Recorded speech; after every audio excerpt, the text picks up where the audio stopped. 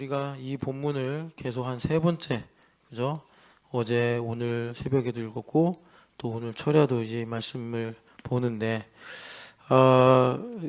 성경이 응했다라는 이 말씀이 핵심이고 무엇이 응했는가 했더니 뼈가 꺾이지 아니하리라 하신 말씀과 그리고 찌른 자가 그 찌른 자를 보리라 하신 이 말씀이 응하였다라고 이제 이 말씀을 하는데요. 이제 이 두 말씀이 응했다는 게 뭔가 이걸 좀 보려고 하는데 제가 신앙생활 하면서 뭐 이걸 다 이 모든 일을 다 여러분들한테 소개할 수는 없고 그냥 결론만 말씀을 드리면 이게 우리 교회 그 심리를 전공하신 분들 계시잖아요. 오셨나? 저기 두 분 다 계시네. 저분들은 아마 너무 뼈저리게 아실 거고 그런 걸 이제 보는 사람들이니까. 그리고 우리도 대충은 알아요. 그러니까 인간이 어떤 말을 하고 행동하는데 사실 의식에서 움직이는 뭐 여러 가지 생각들 그거는 정말 빙산의 일각이고 사실 우리의 행동이나 우리의 생각을 결정하는 거는 내가 모르는 정말 이 너비와 길이와 깊이와 높이를 측량할 수가 없는 그 무의식이라는 걸 여러분도 다 아시고 그건 이제 이미 현대인들에게 상식이 돼서 그래서 일어나는 문제가 이제 지식이 우리를 배반하는 거죠. 지식이 우리를 배반하는 거예요. 지금 우리는 그런 시대 끝에 있죠. 예. 그래가지고 참 우리도 이제 햄릿처럼 그러면 계속 배울 것이냐, 그냥 배움을 멈출 것이냐, 뭐 이런 이제 고민들. 알면 할수록 점점 아는 만큼 되는 게 아니라 아는 만큼 내가 정말 엉터리고 또 내가 스스로 말하는 것에 반대로 사는 것을 우리가 보니까요. 바울 사도가 그러잖아요. 아는 것은 아는 것만 빼고 다 모른다는 얘기다. 이분이 얼마나 지식을 추구하신 분이에요. 그래서 여러분 말씀드리려고 하는 게 뭐냐. 성경에 응하잖아요. 근데 여기 보면 새벽마다 계속 이 군인, 이름이 누구신지를 모르겠는데 어쨌든 이 군인이 백부장이 명령하니까 예수님 죽었는지 살았는지 옆구리 찔렀단 말이에요. 그랬더니 피와 물이 쫙 나온 거예요. 죽었구나. 그래가지고 예수님 그렇게 다리가 꺾이지 않으신 거란 말이에요. 그런데 이 34절을 보니까 이 군인이 나중에 증언을 한 거죠. 뭐 여러분 예수님 옆구리에서 피와 물이 흐르는 거 아무도 못 봤을 거 아니에요. 그때 뭐 예수님도 여러분 패션 오브 크라이스트 보셨잖아요. 그 헐리우드에서 얼마나 잔인한 영화들이 많이 만들어져요. 그런데 최고로 영화 그 심사위원들이 가장 잔인한 영화 하면 패션 오브 크라이스트. 그거 아마 19금일걸요. 그것 때문에 제가 옛날에 대학 때 그거 영화관에서 봤는데 얘네들은 보면 너무 힘들 거예요. 근데 나는 커서 뭐 자기들이 보면 모를까. 그런데 꼭 안 봐도 우리가 이제 예수님의 고난을 묵상할 수 있는데 그 예수님을 뭐 관찰할 수 없잖아요 그때. 근데 이 예비하신 거죠. 우리 하나님께서 이 군인을. 그래서 군인이 그렇게 예수님의 옆구리를 찔렀는데 우리 옛날에 그 연극하면 성탄절날 그 세계의 못이라는 그 연극이 있었어요.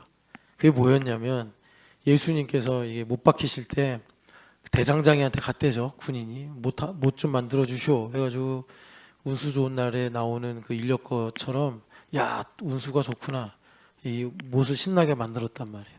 이 못이 뭐에 쓰인가 봤더니 죄의 수두를 이렇게 이제 못 박는데 자기가 만든 못이 이제 예수님의 손에 박혔다 이거죠. 그러면서 이제 회개하고 예수님 믿는 그런 내용의 연극이었는데 성탄절날 가끔 그거 했거든요. 근데 그것처럼 이 군인이 이제 백부장이 명령하니까 군인이라 축 찔렀단 말이에요. 예수님 옆구리에서 피와 물이 나왔는데 그거 여러분 새벽에 말씀드린 것처럼 의학적으로 죽은 지가 한참 돼서 물과 피가 혈청과 혈액이 나뉜 거라죠. 그래가지고 그렇게 쏟아져 내렸단 말이에요. 그걸 그 군인이 본 거죠. 보고 나중에 주님께서 그를 구원하신 거예요. 그래서 여러분 읽으신 35절에 이 증언은 참이다. 왜? 본 자가 나한테 증언했다 이거예요. 요한 사도한테 와서 이 군인이 내가 그 예수님의 옆구리를 찌른 사람이요. 그런데 그 옆구리에서 물과 피가 나왔어. 그래서 이걸 갖고 이제 요한 사도가 요한 1서에서 우리의 승리는 이것이니 우리의 믿음이라. 우리의 믿음은 예수님께서 하나님의 아들이심을 믿는 것이다. 이것을 증언하는 것이 셋이 있으니 물과 피와 성령이라. 성령 하나님께서 이 물과 피를 증언하셔서 우리에게 리얼리티를 주신다. 예, 요한복음의 가장 핵심 말씀이라고 할 수 있죠. 그 말씀이 이렇게 나온 거예요. 이 군인의 증언 때문에. 그런데 여기서 중요한 건 그럼 이 군인이 하나님의 영광을 위해서 말씀을 응하게 하려고 그렇게 행동한 것이냐? 아니라는 거예요. 백부장이 시킨 거예요. 군인이니까 예수님 옆구리를 찌른 거예요. 죄책감도 없이 뭐 군인이니까 얼마나 많은 전쟁터를 누볐겠어요. 죽은 사람이니까 뭐 산 사람도 아니고 찔렀단 말이에요. 누군지도 모르고. 근데 나중에 이분이 하나님의 아들이요, 이분이 그리스도요. 그가 요한에게 와서 증언을 했다는 거죠. 그래서 너희로 믿게 하려 함이니라 라고 요한 사도가 말씀하시는 거예요. 자, 여러분 요 구도라고 할게요. 요 구도가 정확하게 우리의 의식과 무의식 가운데 믿음입니다. 그러니까 여러분 우리 교회는 말씀이 실상이다. 그러니까 여기 말씀이 응한다. 이 그라프에 성경이 응한다라는 말씀이 우리 교회에겐 되게 중요한 말씀이에요. 그러니까 우리는 희년을 잊으면 안 돼. 여러분이 희년에서 살고 계신 거예요. 여러분 희년 이전으로 돌아가시면 안 돼요. 희년이라고 눈먼 자를 다시 보게 하며 갇힌 자를 자유케 하고 눌린 자를 주님께서 또 해방시키시는 그 희년 후에 우린 살고 있단 말이에요. 근데 우리가 옛날에 신데렐라 기억상실증에 걸린 신데렐라라는 책이 있었어요. 그렇게 이제 기억상실증에 거기 그 책의 표지 보면 신데렐라가 유리구두를 보면서 누구 거지? 이러고 있어요. 그게 우리 모습과 같다라는 그런 내용의 책이었는데 우리가 그러고 있단 말이에요. 우리 희년의 백성이란 말이에요. 우리는 우리의 땅을 회복해야 되고 거기서 우리 하나님의 영광을 봐야 된단 말이에요. 우리 교회에는 이 성경에 응하는 게 중요하다고. 왜 그러죠? 예수님 그러셨잖아요. 희년 선포하신 다음에 오늘 이 말씀이 너희 교회에 응하였느니라. 그러니까 오늘 우리는 교회가 되어서 응할 수밖에 없는 거예요. 왜? 머리와 몸의 관계이기 때문에. 여러분들 몸이 움직이고 여러분들 몸이 이 기도하는 자리에 나온 거 머리의 뜻이 응했으니까 두 발로 나왔지 뭐 여기 여러분들 억지로 끌려 나오신 분 없잖아요. 그렇듯이 우리 머리이신 예수님의 몸이 되어서 우리는 성경에 응하는 삶을 산단 말이에요. 그러니까 우리가 아까 기도한 바 하나님의 말씀이 달콤하고 오묘하여 나에게 송이꿀이 되게 하여 주옵소서. 송이꿀이 돼야 돼요. 송이꿀. 언제까지 정말 전일준 집사님이 맨날 매달 첫날마다 이게 하는데 다 100%야. 아니 그냥 100%는 너무 좀 그런가? 80이 넘어요. 재미가 없어. 아니 누가 좀 한 30%뭐 15% 이렇게 나와야지 하면서 뭐 재미있는 건 아닌데 그래도 이게 드라마틱하잖아요. 아이고 우리 뭐 예를 들어서 박 집사님 웃자다가 20% 떨어졌대. 그래서 또 전일순서 한번 기도하고 주여 박 집사님 다음 달에 살려주시오. 이번에 또 신입사님이 약간 올라갔대요. 신입사님이 코스피인가 봐. 계속 올라갔다 코스피야 코스피. 근데 여하튼 간에 신입사님 다시 일어섰어. 또 모르죠. 4월달에 또 주저. 근데 우리 신입사님 이제 막 다 80% 넘어. 그러면 전일순사님이 목사님 그 재미없습니다. 팔복클럽 이제 해당하시죠. 이런 날이 참 오면 얼마나 좋을까요.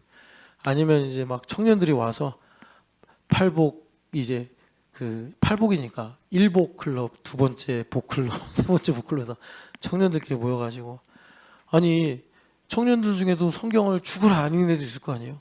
정말 얘는 진짜 아닐 것 같아. 그러면 누구한테 보내면 돼요? 신영기 집사님한테. 그러면 기름 부음이 있으니까 내가 이렇게 안 읽던 내가 10년 동안 이 교회됨과 제자도의 교회를 다녔는데 담임 목사님이 귀가 닳도록 성경 읽으라고 그랬는데 나는 성경을 10년 동안 읽은 사람이야. 근데 내가 변했어. 그래서 같이 기도하면 기름 부음이 흘러가요. 그러면 청년들이 막 이제 죄사슬에서 풀려가지고 막 성경 읽고 또 유망한 사업가들이 되겠죠. 이 신촌이 뭐 이렇게 막 사업이 일어나는 그런 이제 비즈니스 밸리가 돼가지고 말이에요. 그러면 좋겠죠, 신집사님. 할렐루야. 이때를 위함이 아니냐. 우리 신집사님 정말 그런 기적, 그런 열매 맺으시길 축복합니다. 자, 그 성경 응하는 게 우리 교회 되게 중요해요. 근데 여러분, 약간 좀 여러분 머리를 열고 상상력을 열고 이 말씀 보시면 무의식의 차원을 주님께서 통하여 성경을 응하게 하시는 거구나. 그러니까 일부 때 말씀드린 대로 하나님 하신다고 그럼 나는 할 게 없느냐? 아니죠. 나는 어떻게 해야 돼요? 오늘의 이 기본값을 가지고 그리스도를 얻고 그리스도 안에서 나를 발견하는 삶을 사는 거예요. 우리는 하루하루. 그래서 우리의 기도 제목은 숨질 때 하는 말 주님을 더욱 사랑. 그냥 그러고 살면 내 무의식 속에 한 군인이 있단 말이에요. 몰라. 내일 무슨 일이 있을지 뭐 이 일이 왜 생겼는지 몰라. 내 무의식은. 그러니까 나는 모르는 거죠. 무의식 안에 일어난 일이니까. 그런데 그 차원에서 우리 주님께서 일을 하셔서 나의 삶에 이 놀라운 하나님의 말씀이 응하게 하시더라라는 거예요. 여러분 이건 정말 진리예요. 제가 이거를 여러분 제가 다 줄줄이 얘기 할 수는 없고 제가 여러분하고 같이 이제 저도 신촌연합교회에서 이렇게 살았잖아요. 10년 동안 제 인생의 문제, 제가 또 만나는 문제, 또 많은 사람들의 이야기, 서사가 이렇게 얽히고 설켜서 이게 무의식으로 이루어지는구나. 이걸 내가 알게 됐어요. 그러니까 제가 여기서 무슨 심리학 얘기하려고 그런 건 아니고 그러니까 여러분 우리는 여러분 이거 아세요? 주님께서 구원하시는데 물론 하나님의 주권과 예정에 의해서 구원하시지만 우리의 동의가 있어야 돼요. 그죠? 우리가 동의 안 하면 하나님은 전능하셔도 아무 일도 못 하셔요. 그런데 가만히 봐봐요. 우리는 내가 말해놓고도 잊어버리고 우리가 사랑한다고 그래놓고서는 또 반대로 행동하고 그러니까 내 의식을 갖고 나를 보면은 정말 내가 구원받은 거 맞나? 막 이런 생각도 들고 낙심도 되고 원수마귀가 와서 그거 트집자 보면 또 시험 들고 막 이런단 말이에요. 그러니까 우리가 하나님께 온전한 동의를 드린다? 야, 이거 참 모르겠어요. 내가 죽기 3초 전에 그러면 될 수 있을지 몰라. 죽기 3초 전에. 그런데 그렇지 않잖아요. 오늘 그렇게 기도하고 또 내일 밥상 없고 오늘 또 그렇게 기도하고 또 차려놓은 밥에 코 빠뜨리고 이러는 게 우리 의식 세계예요. 그 의식 세계. 그렇지 김현빈. 심리학 전공했으니까 너무 잘할 거 아니야. 얼마나 인간이 표리부동하고 얼마나 이 야고보서에 나오는 것처럼 이 바람에 밀려 이리 갔다 저리 갔다 하는 물결 같아. 그런데 우리 하나님은 우리의 동의를 받으시는데 저는 그게 우리도 모르는 마음 깊은 곳에 무의식 속에 있는 진심이라고 생각합니다. 성령 하나님께서 그걸 깨우시는 거예요. 깨우셔서 뉘우치게 하시고 깨우쳐서 일으키게 하시고 깨우쳐서 하나님의 뜻을 따르게 하시는 거예요. 여러분 말씀이 응하여지는 이 삶을 사모하시고 이걸 붙잡으시기를 축복합니다. 두 가지 말씀이 응했는데 하나가 뼈가 꺾이지 아니하였다 말씀이 이게 어디 있느냐면 출애굽기 12장 46절 말씀. 출애굽기 12장. 그래서 우리 주님은 중심을 보시는 거예요. 이 중심이 어디 있겠어요? 헛소리하고 앉아있어. 조용히 해. 참, 그죠? 우리가 이런 위협 가운데 살고 있는 거예요. 이 문명의 이가 이제는 막 설교하는데 참견하고. 재밌지? 사랑아. 46절 같이 읽어보겠습니다. 한 집에서 먹되 그 고기를 조금도 집 밖으로 내지 말고 뼈도 꺾지 말지며. 아멘. 무슨 말씀이냐? 43절 보니까 6월절의 규례다 그래요. 규례. 이 규례는 바꾸면 안 되는 거예요. 여러분 나중에 시편 19편이나 시편 119편을 보면은 토라를 가지고 참 많은 말을 하잖아요. 에스키모인들은 눈에 관한 단어가 40개가 있대요. 눈이 중요하니까. 그러니까 이들은 토라에 관한 많은 표현이 있어요. 그 중에 지금 우리가 규례를 읽었고, 규례. 영어로는 이게 스테이튜트래요. 내가 이제 영어는 네이티브만큼 뉘앙스도 잘 모르지만, 그러니까 정해놓고 바꾸면 안 되는 일종의 질서 같은 거래요. 규례가. 그러니까 이거는 6월절에 어린 양이 영적으로 또 실제적으로 효과를 우리 삶에서 나타나게 하시려고 주님께서 세우신 질서예요. 그러니까 이 질서를 바꾸면 효과가 없는 거예요. 6월절 어린 양을 3년, 4년, 5년 아무리 이렇게 해도 이 주님께서 영원한 규례니라 영원한 언약이니라 하셨는데 그 어떤 보호 그게 이제 되지 않는 거예요. 그리고 교훈이라는 단어가 있습니다. 토라를 이거 영어 성경에서는 프리셉트라고 해요. 그래서 하나님께서 우리한테 이렇게 해라라고 지시하시는 거예요. 이렇게 이제 교훈 이렇게 해라. 그리고 명령이 있죠. 명령. 이 명령 여러분 뭐 짐작하시겠지만 커맨드먼트입니다. 커맨드먼트. 그냥 커맨드라고 합시다. 예, 명령. 그러니까 주님께서 이제 레마로 하시는 말씀이죠. 근데 레마는 여러 가지가 되지만 하여튼 그 다음에 증거가 있어요. 증거. 이건 이제 테스트모니라고 하죠. 그러니까 우리가 믿음을 가질 수 있도록 믿음과 관련된 건 내가 이걸 믿고 내가 이걸 붙잡고 이제 믿음을 더 구하고 이렇게 하는 거죠. 그리고 이제 뭐 가장 많이 쓰는 것 중에 법, 로가 있죠. 법 이건 뭐 따로 안 해도 되고 이 fear가 있습니다. 근데 이거는 좀 약간 번역이 어렵죠. 이게 경외하는 건데 그래서 그 19편에 보면은 이 fear를 경외하는 도라고 했어요. 도. 예. 그래서 이렇게도 토라를 말하고 그리고 하나님의 판단이라고 번역되는 거 있죠. 이게 저지먼트. 아이고, 예. 이가 들어가는 거 하여튼 그래요. 이것도 레마예요. 주님께서 우리에게 말씀하신. 자, 이렇게 토라를 여러 가지로 다양하게 이스라엘 백성도 토라를 사랑하니까 그 중에 지금 뼈가 꺾이지 아니하리라. 예, 규례란 말이에요. 그러니까 여러분 여기 보면은 한 집에서 그러니까 집마다 유월절 어린 양을 잡아서 문설주와 임방에 바르고 그 안에서 유월절 고기를 예물인데 먹게 하신 거예요. 그런데 여기 보니까 집 밖으로 가져가지 마라. 그리고 뼈도 꺾지 마라. 이렇게 말씀하신 것은 뭐 하나님께서 이렇게 해야지 흡족하시다라기보다 실제적으로는 이 규례를 지킴으로써 우리 마음에 경건한 마음, 우리 마음에 가벼운 마음이 들지 않고 하나님 앞에서 언약을 깊이 묵상하며 그러니까 진지하고 또 매너리즘에 빠지지 않는 그런 이제 마음을 지킬 수 있도록 주님께서 그런 질서를 주신 거예요. 이제 이 규례가 응하였다는 거예요. 그게 무슨 말이에요? 예수님 유월절 어린 양이시다. 이제 이 말씀이죠.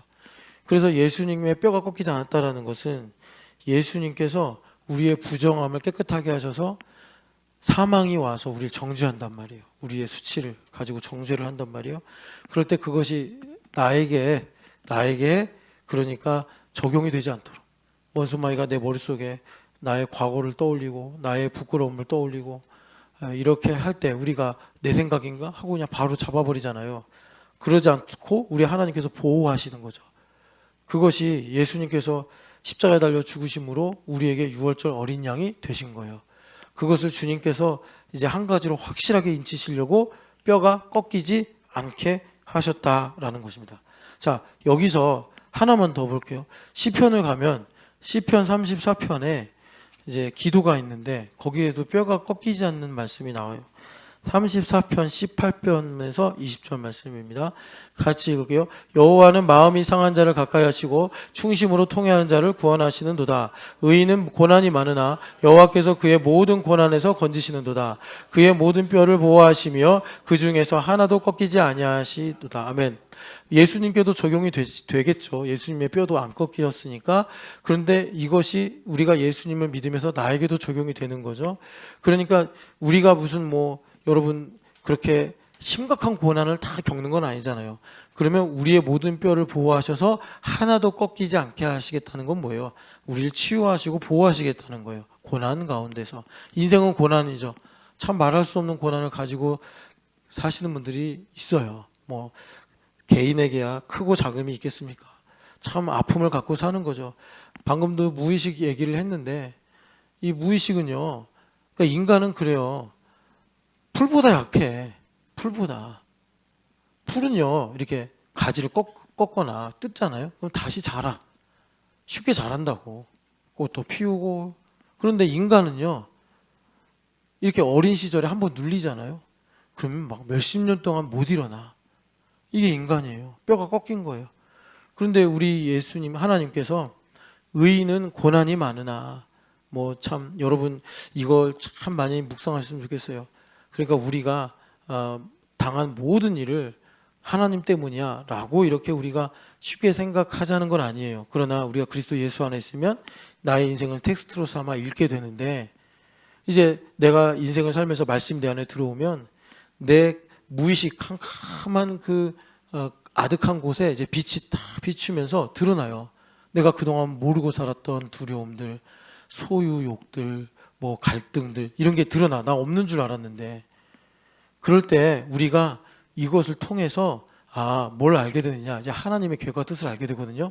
성경이 그런 이치를 우리에게 전하고 있어요. 그래서 그런 이치를 두고 내 인생의 육체에 그걸 이제 그리스도의 고난을 채웠다 이렇게 말하는 거예요. 그래서 의인은 고난이 많으나. 그래서 내 인생에 이런 고난을 통해서 예수님을 알게 되고 하나님의 뜻을 발견하게 되는데 이제 그렇게 우리가 예수님을 믿고 살아갈 때 주님께서 우리의 뼈를 보호하셔서 하나도 꺾이지 않고 다 보호하시고 건지시더라. 여러분 우리는 참 죄인이어서 우리의 뼈가 꺾인 데가 있어요. 오른쪽 팔이 꺾이고 다리가 꺾이고. 그래서 여러분 그 히브리서 보면은 왜 하나님께서 우리의 인생을 초단하시느냐, 히브리서 보면 새 언약의 말씀이 주제인데 우리의 굽어진 다리를 다시 펴시고 이 말씀이죠. 제가 병이 2개를 고침받았어요. 하나는 신장 방광요도역류를 고침받았고 하나는 다리를 고침받았는데 이건 잘 좀 모르시죠. 제가 초등학교 때인가 2학년 3학년 때 아니야 5, 6학년 때인 것 같아요. 5, 6학년 때 제가 어느 날 아침에 이제 어머니가 맨날 새벽 예배를 데리고 나갔어요. 그런데 다리가 팅팅 부어 있는 거예요. 저녁까지 아무 일 없었는데. 그러니까 다리가 이렇게 부어 있으니까 너는 쉬어라 그랬어요. 어머니 아버지가. 집에서 누워 있었는데 그날 학교 못 갔어요. 너무 부어서. 근데 그 당시만 해도 뭐 그냥 이렇게 다친 게 대수롭지 않게 여겨지던 시대라 저희 집 근처 빌라에 있는 할아버지가 있는데 한의원 할아버지는 아니고 야매 할아버지. 그 할아버지한테 침을 맞게 한 거예요. 어머니가 난다고 해서. 그래서 침을 맞았어요. 일주일 동안. 그래도 다리가 땡땡 부어 더 크게 부은 거예요. 그래가지고 동네 이제 정형외과를 간 거예요. 늦게 왔다는 거예요. 이게 발목뼈가 이렇게 있는데 발목에 뼈가 많잖아요. 근데 이렇게 있는 뼈가 이렇게 된 상태에서 일찍 와서 이걸 이렇게 해놨어야 되는데 오랫동안 침수론 다닌다고 이걸 붙여놔가지고 이게 못 고친다는 거예요. 그러니까 내가 졸지에 절름발이가 됐네. 그래가지고 제가 다니던 기도원 가서 원장님한테 고쳐달라고 막 한 거예요. 원장님이 이거 하나님 계획이라고 해가지고 이 다리가 한 달 만에 원상으로 돌아와서 그 이제 왼쪽 다리가 회복이 된 거예요. 회복이 됐는데 여러분 우리 인생에 그런 굽은 다리, 저는 다리가 있다는 거예요. 주님께서 그 모든 다리를 우리의 뼈를 보호하시고 회복시켜 주시는 줄을 믿습니다. 그리고 중요한 거는 이제 예수님의 뼈가 하나도 안 꺾였다. 이제 응한 거잖아요. 이 말씀도. 근데 예수님의 왜 뼈가 꺾이면 안 될까요? 여러분 그거는요.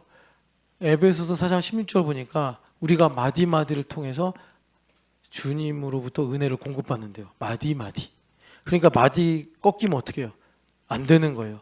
자, 이렇게 제가 성경을 해석하면 신학자들이나 성경을 좀 공부한다 하는 사람들은 이제 유비로 설교한다 해가지고 이상하다고 생각할 거예요. 근데 여러분 제가 왜 이렇게 일부러 유비까지 동원해서 이렇게 성경을 여러분들에게 소개하냐면 우리 삶이 유비 같아요.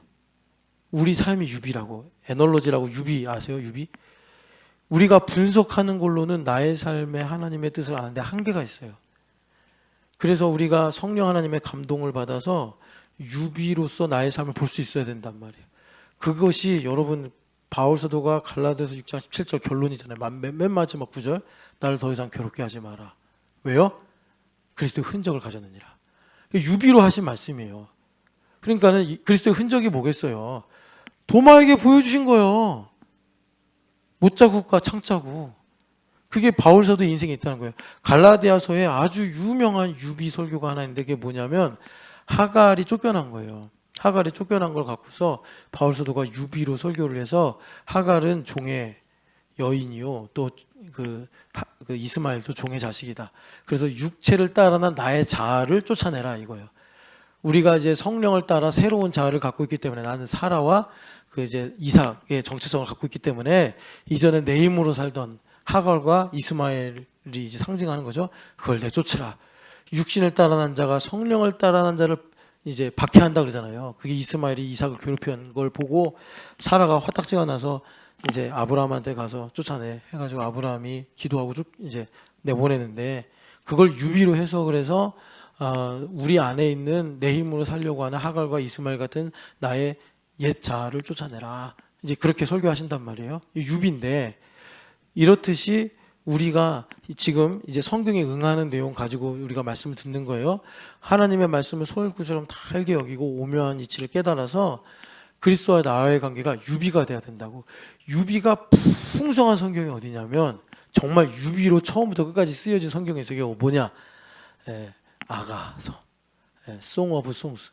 그러니까 노래 중에 노래요, 기도 중에 기도요, 찬양 중에 찬양이라고 할 수 있는 아가서. 아가서는 다 유비예요.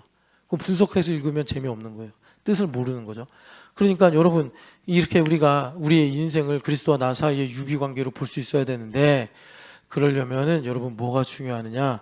공동체가 중요해요. 안 그러면 내 마음대로 그냥 삘 꽂히면 뭐 이게 하나님 뜻이고 저게 하나님 뜻이고. 옛날에 이제 저희가 신학교 다닐 때 유비로 설교하지 말라고 우리 설교학 교수님이 예로 든 게 뭐냐면 여러분 그 다윗이 시내에서 물맷돌 몇 개 가져갔어요? 5개. 이게 기독교 전통에 되게 많이 쓰인 유비예요. 첫째는 사랑이요, 둘째는 뭐 기도요. 그래서 옛날에 우리 나라에 그 부흥 강사님도 많았잖아요. 부흥 강사님들이 골리앗에 이 싸워서 승리한 게 얼마나 이 골리앗 이긴 게 얼마나 감동적이에요. 드라마틱하게 한 거예요. 그러면 나는 다윗이고 나를 괴롭히는 남편은 골리앗이구나. 이렇게 구도를 만드는 거예요. 아니면 뭐 내 가나는 골리앗이구나. 막 골리앗이 나를 죽이러 오는구나. 이제 물맷돌 하나만 있으면 된다. 그런데 5개가 필요하다. 하나는 기도요, 하나는 충성이요, 하나는 예물 생활이요. 이러면 그냥 쏙쏙쏙쏙 정리가 되는 거예요. 근데 이게 사실은 개연성이 없죠. 그냥 부흥 강사님이 그렇게 이제 효과적으로 전달하는 건데 우리가 그렇게 성경을 적용하면 안 되죠. 그러면 산으로 가요. 그래서 중요한 게 공동체가 상당히 중요해요. 공동체가 나에게 그러니까 배경이 되고 나의 그릇이 되고 나의 뭐라 그럴까 또 일종의 놀이터가 되고 그러면 이 나의 삶의 이 유비 그 풍성한 이 신앙의 적용과 의미가 우리 삶에 나타나게 된다. 그래서 여러분 이 뼈가 꺾이지 않았다. 이 말씀은 예수님께서 6월절 어린 양이시다라는 말씀이고 이제 제가 여기서 한 가지 예를 드린 거예요. 우리 교회는 이렇게 유비를 들어도 전혀 문제가 없는 거예요. 왜냐하면 우리 교회는 이제 교회됨을 강조하니까 머리로부터 흘러내리는데 만약에 예수님의 뼈가 확 꺾였어. 그러면 예수님 몸이 끊어진 거 아닙니까? 그러면 신영기 집사님으로부터 안부자전에게 하나님의 은혜가 흘러가고 또 마디마디 연결돼서 이만영 집사님으로부터 신영기 집사님에게 흘러가야 되는데 이 예수님 뼈가 꺾이면 안 되는 거예요. 그래서 주님께서 이렇게 보호하셨다. 여러분 마디마디를 통해서 하나님의 은혜를 공급받으시기를 축복합니다. 하나만 더 이제 찌른 자를 보리라. 이 말씀이 어디 있냐면 스가랴서 12장을 보세요. 스가랴서 12장이 이제 거의 마지막 부분인데 거기에 보면 이제 하나님께서 부흥을 주신다라는 약속을 하세요. 부흥을 주시는데 어떤 양상이 있느냐 여러 가지 말씀을 하시다가 10절 같이 읽어보겠습니다. 내가 다윗의 집과 예루살렘 주민에게 은총과 간구하는 심령을 부어주리니 그들이 그 찌른 바 그를 바라보고 그를 위하여 애통하기를 독자를 위하여 애통하듯 하며 그를 위하여 통곡하기를 장자를 위하여 통곡하듯 하리로다. 아멘. 그래서 여기 보면은 큰 애통이 있으리니 하다드림몬에 있던 애통과 같을 것이라. 이 하다드림몬에서 얼마나 애통을 했는지 여기에도 쓰이는데 이게 뭐냐면 이제 요아스 갑자기 헷갈리네. 요아스 왕인가요? 요아스인가? 요시아죠. 요시아 왕이 전사잖아요. 바로 느고랑 싸우다가 그 마지막 희망이었는데 기대를 많이 받았는데 그냥 죽어요. 그래서 이스라엘이 그 다음에 이제 망하잖아요. 그 다음 왕에. 그래가지고 큰 통곡이 있었어요. 다윗과 같은 왕이 일어난 줄 알았는데 전사해버리니까. 그때의 애통이 그 하다드림몬의 애통이에요. 근데 그런 애통이 여기에 임한다는 거예요. 여러분 여기 10절에 은총과 간구하는 심령을 부어주리니를 여러분들이 좀 새번역이나 쉬운 성경으로도 한번 보시면 좋겠는데 그래서 주님께서 회개하고 용서하는 마음을 주신다 이렇게 번역도 했어요.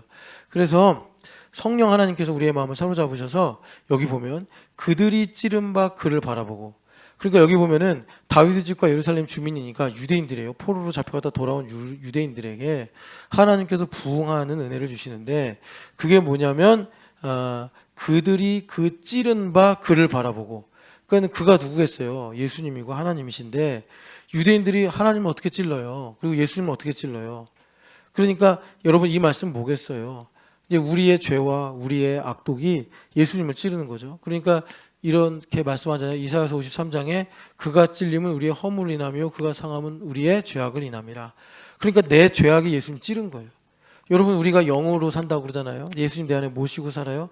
내가 남을 비방해. 그게 뭐예요? 예수님 찌르는 거죠. 내가 걱정하고 염려해요. 그게 예수님 찌르는 거죠. 어떤 이유로 정당화 안 돼요. 그거는. 그러니까 우리가 그렇게 주님을 찌르면서도 몰랐단 말이에요. 나는 저 사람이 그렇게 했으니까 당연한 거지. 저 사람이 그랬으니까 이렇게 말하는 건 정당하지. 그랬는데 주님께서 회개하는 심령을 탁 부어주시니까 내가 예수님 찌르고 산 거구나. 예수님 내 마음에 모셔놓고 내가 그렇게 찌르고 살았구나. 로마 군인처럼 내 감정이 명령하니까, 내 과거의 아픔이 나를 명령하고 두렵게 하니까 예수님 막 찌른 거예요. 그리고 나중에 보니 야, 나는 내 부모를 원망하고 내 남편을 원망하고 내 자식을 비방하고 나를 내가 뭐라 그럴까 또 이렇게 정죄하고 그러고 사는 줄 알았는데 예수님을 찌르고 살았구나. 그래서 그 찌른 자를, 찔림 받은 예수님을 바라보게 된다. 그렇게 애통하며 회개하게 된다. 이 말씀이에요. 그런데 그 말씀이 여러분 여기 보니까, 자, 제가 이제 약간 주마 간산처럼 이제 설교할 거예요. 왜냐하면 기도를 해야 돼서. 여기 보면은 주님께서 그 말씀을 성취시켰다는 거예요. 지금 스가랴서 12장 10절을 어떻게 성취하셨어요? 군인이 회개하고 찌른 게 아니에요. 백부장이 명령을 해서 진짜 예수님 옆구리를 찌른 거예요. 그리고 이분이 이제 회개하고 구원받았으니까 나중에 예수님 오실 때 뵐 거 아니에요. 그래서 찌른 자가 보게 될 거라고 예수님을. 그렇게 성취를 하신 거예요. 그런데 이것이 군인의 이야기로만 멈추는 것이 아니라 성경에 응한 바니까 나에게도 적용이 되겠죠. 그래서 스가랴서 12장 10절이 분명히 하나님께서 다윗의 집과 예루살렘 주민, 유대인들에게 하신 예언인데 나는 유대인도 아니고 다윗의 집도 아닌데 나에게 응하여지는 거예요. 그래서 여러분 계시록 1장 7절을 보세요. 계시록 1장 7절을 보면은 자, 우리를 이제 그의 피로 제사장과 나라가 되게 하셨다 그래요. 하나님 나라 상속을 받는 거예요. 우리가 6절에 보면. 그래서 우리가 다윗 어린 양이신 예수님을 찬양하는 건데, 그래서 그 일이 구체적으로 어떻게 일어나느냐. 7절 같이 읽겠습니다. 볼저다 그가 구름을 타고 오시리라. 각 사람의 눈이 그를 보겠고 그를 찌른 자들도 볼 것이요 땅에 있는 모든 족속이 그로 말미암아 애곡하리니 그러하리라. 아멘. 다윗의 집과 예루살렘의 주민들이 아니라 지금은 온 세상의 모든 족속, 누구겠어요? 예수님을 영접한 저와 여러분들이죠. 우리가 그 모든 족속이 되어서 구름 타고 오시는 예수님을 보게 될 것이요. 근데 우리가 어떤 사람이래요? 찌른 자들이더라 라는 거예요.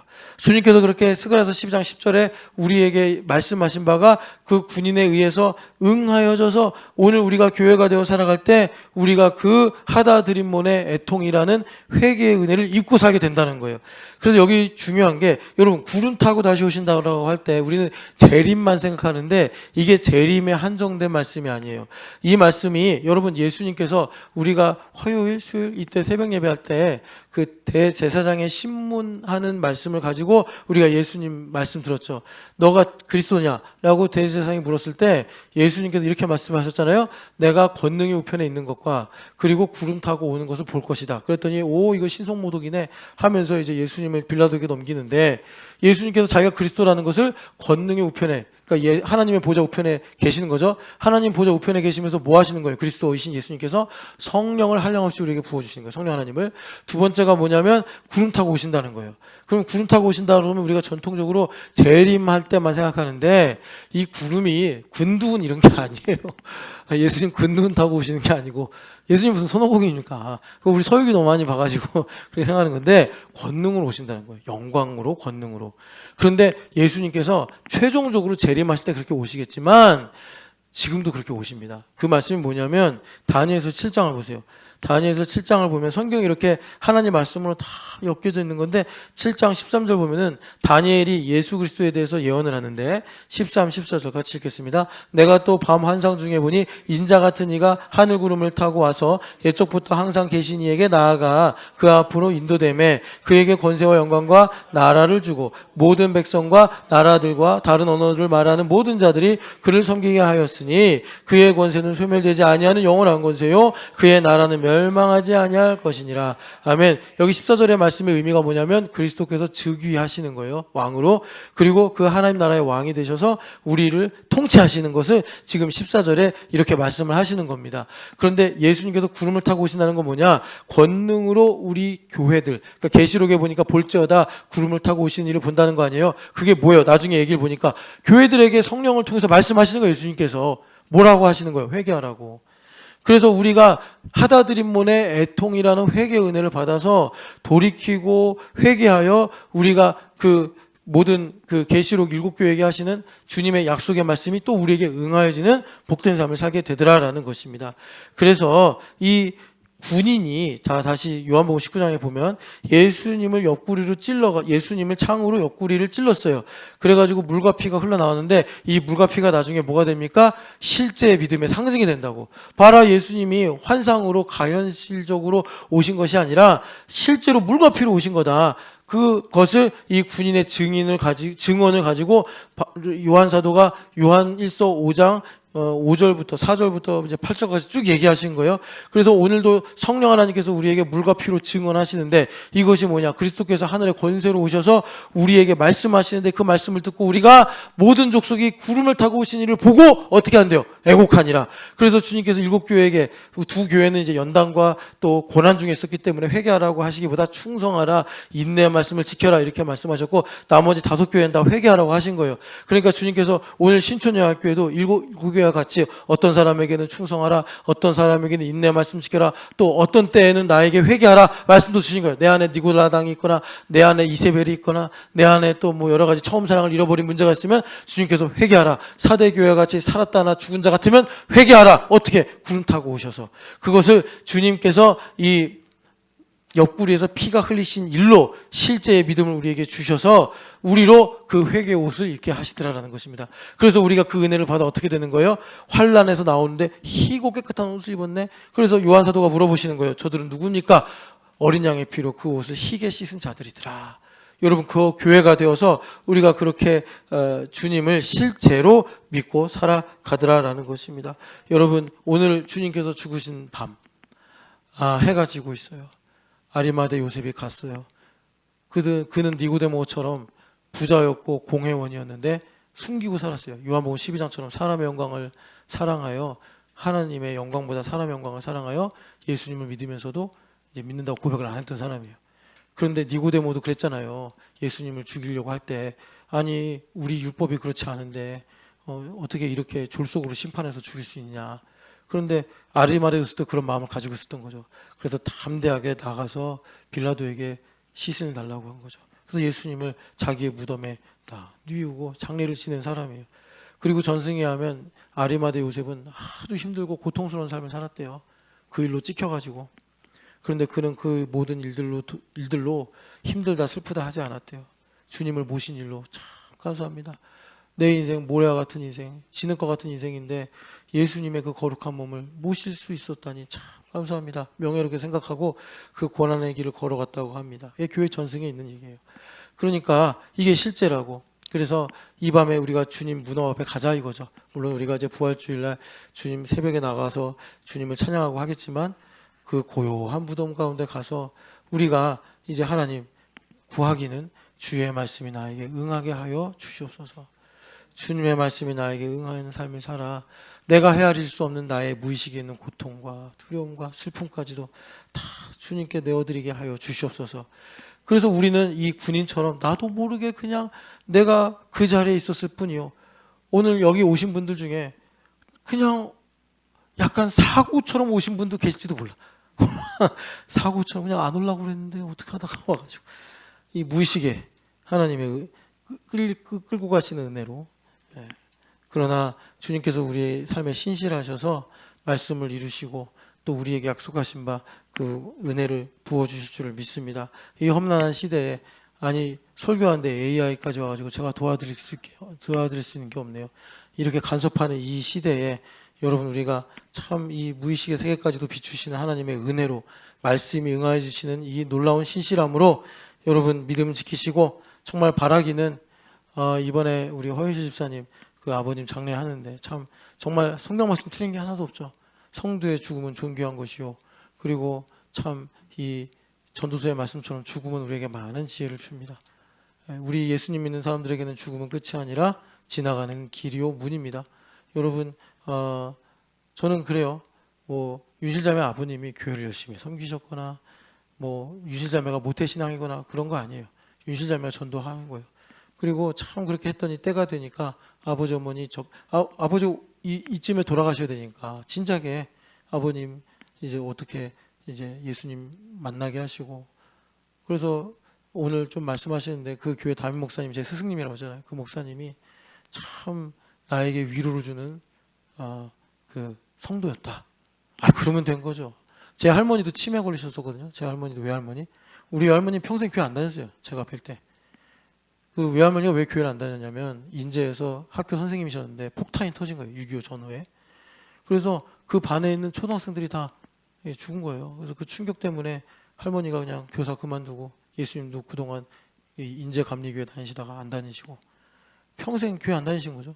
우리 어머니 맨날 전도하려고 애쓰고 할머니가 치매 걸려서 이제 마음대로 못 다니잖아요. 근데 우리 어머니가 크리스마스 주일날 모시고 간 거예요. 남들은 그냥 예배만 하고 다 가는데 우리 할머니는 끝까지 5시까지 다 봤대요. 그 애기처럼 좋아하더래요. 치매 걸린 할머니가. 하나님 무의식까지 다 주장하시는구나. 여러분 그렇게 성경에 응하는 복된 삶을 살아가시기를 축복합니다. 주님께서 그래서 저는 그런 마음을 받았어요. 달려갈 길을 마치셨구나. 유실자매 아버님. 그리고 믿음을 지키셨구나. 여러분 이게 유실자매만의 일이겠습니까? 유실자매도 마디잖아요. 다 우리에게도 적용되는 거예요. 지금도 여러분들이 진행형의 상태로 부모님의 구원과 또 부모님의 평안을 위해 기도하시잖아요. 마디마디가 연결돼서 이 은혜가 우리 가운데 다 또 이렇게 주님께서 응하게 하실 줄을 믿습니다.